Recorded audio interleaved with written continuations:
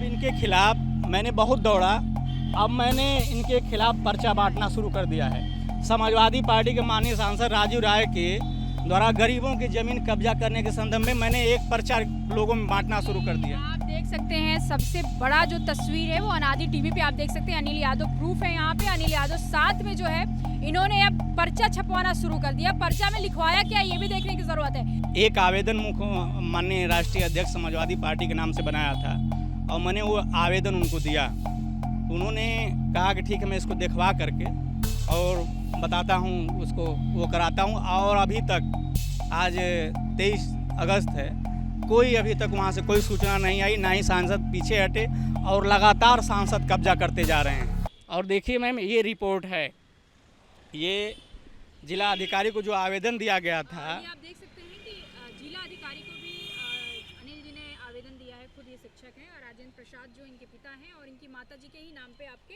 गीता देवी। देखिए, एक किसान सभा के लोग गए थे, संयुक्त किसान मोर्चा के 5 संगठन गया था। कब ये है एप्लीकेशन? ये 21/7 का है। ये जिला अधिकारी को है जी। उसके बाद ये रिपोर्ट एसडीएम ने जिला अधिकारी को रिपोर्ट दिया है। और देखिए, ये मोटी अक्षरों में साफ साफ लिखा हुआ है कि जिस स्थान पे मिट्टी का कार्य किया गया है वहाँ पर राजस्व अभिलेख में रास्ता अंकित नहीं है। तो ये आप सीधे सीधे देख लीजिए कि अगर ये एक एसडीएम की रिपोर्ट है और ये प्रमाणित रिपोर्ट है, देख लीजिए संयुक्त टीम द्वारा रिपोर्ट है। नगर पालिका के भी अधिकारी हैं, ये क्षेत्राधिकारी यानी पुलिस के भी अधिकारी हैं और ये उप जिला अधिकारी हैं यानी एसडीएम हैं। मतलब ये पूरा प्रकरण समझने की ज़रूरत है। ये जो गुलाबी पन्ने में है ये भी दिखाइए।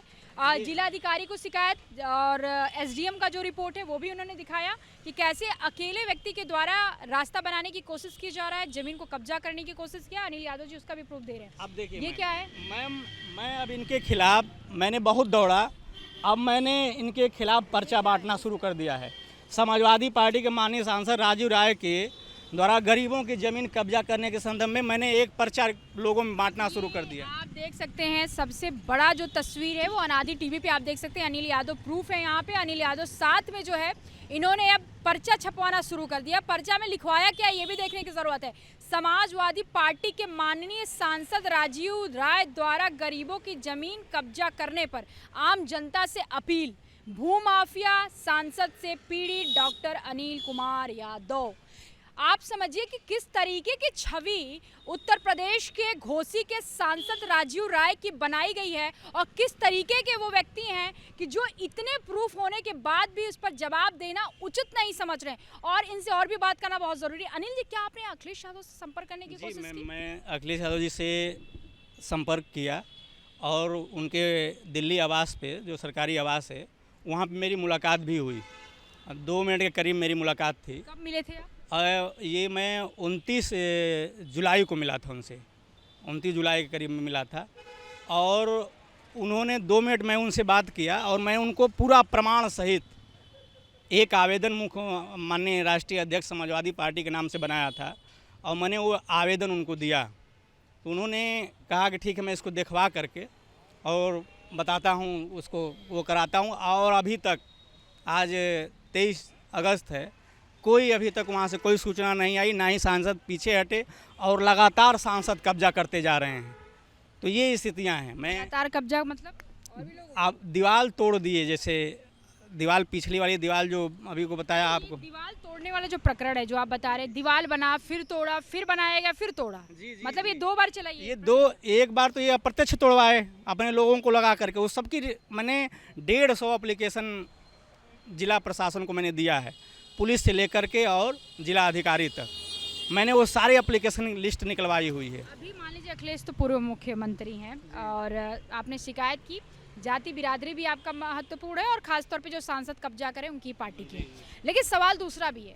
सवाल ये है कि राजीव राय आपका ज़मीन कब्जा किया, क्या कुछ पहले से कुछ अदावतें थी? क्योंकि बगैर रिलेशन के, बगैर कुछ रिश्ता की प्रक्रिया ऐसे कैसे शुरू हो गई अचानक से? मैम, जब ये ज़मीन खरीदने के इनको सूचना मिली होगी, जिन बताने वाले लड़कों ने बताया होगा कि एक ज़मीन है जो बड़ी प्लाट है और उसको सिर्फ उसमें रास्ता नहीं है और रास्ता यहीं से मिल सकता है, तो उन्होंने नंबर दिया होगा हमारा, जो कि नंबर हमारा शिक्षक हूँ तो बहुत लोगों के पास है। तो उन्होंने मुझे फ़ोन किया, और जनवरी में का बात है, जब कुंभ लगा था, महाकुंभ लगा था, और मैं संजोग से महाकुंभ में ही गया हुआ था बच्चों को लेकर के।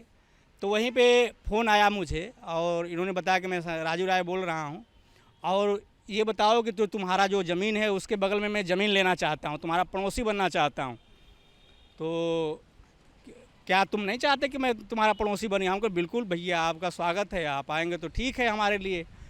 और इन्होंने कहा कि क्या तुम्हारी ज़मीन बेचनी है? तो हमने कहा कि नहीं नहीं, पिताजी ने किसी ज़माने में वो ज़मीन खरीद लिया है, अब इतनी ज़मीनें महंगी हो गई हैं वहाँ के कि हम लोग नहीं खरीद पाएंगे अब कोई ज़मीन।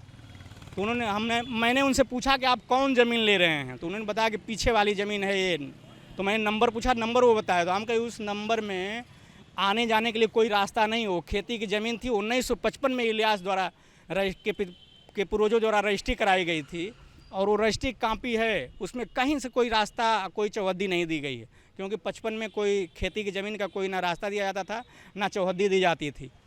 तो बिना रास्ते वाली ज़मीन को जानते हुए सांसद जी ने खरीदा, और ये जानते थे कि अगल बगल के लोग तो कि दूसरी कास्ट के हैं, उनकी विचारधाराएं भी कुछ वोटरों का जो जातिगत वोटरों की बात होती है। हमारे बगल में कर्नल अजय सिंह हैं, और दक्षिण में उत्तर दिशा में बरनवाल जी हैं। तो उनको लगा होगा कि ये एक सिंह हैं, दूसरे बरनवाल हैं, और ये बीच में यादव है, मैं समाजवादी पार्टी से सांसद हूँ, इसकी ज़मीन कब्जा करूँगा तो ये जाएगा कहाँ? अब बातें भी वही है कि अगर कोई भी यादव बिरादरी का आदमी होगा, कोई भी व्यक्ति होगा, तो वो उसकी दीवारें टूटेंगी, चाहे कोई भी उस पर आपत्ति आएगी, तो लोकल पार्टी कार्यकर्ताओं से लेकर समाजवादी पार्टी के अध्यक्ष तक ही जाएगा, उससे ज़्यादा कहीं उसकी सुनवाई नहीं होगी, ना प्रशासन में हो रही है ना कहीं हो रही है। तो उस स्थिति का फ़ायदा उठाना चाहा, क्योंकि मैं एक शिक्षक हूँ और मैं जिस विश्वविद्यालय से जुड़ा हुआ हूँ, वहाँ के बड़े बड़े अधिकारी, बड़े बड़े लोग चूँकि पूरे भारत भर में फैले हुए हैं, तो उनके लोगों की वजह से मुझे मदद मिली, और मैं आपके बीच में खड़ा हूँ, अपनी बातें कह पा रहा हूँ। अब मौजूदा सरकार से भी कोई शिकायत की है? मैंने आप समझ लीजिए कि मैं राष्ट्रपति से लेकर के और थाने तक पत्र लिखा हुआ हूँ।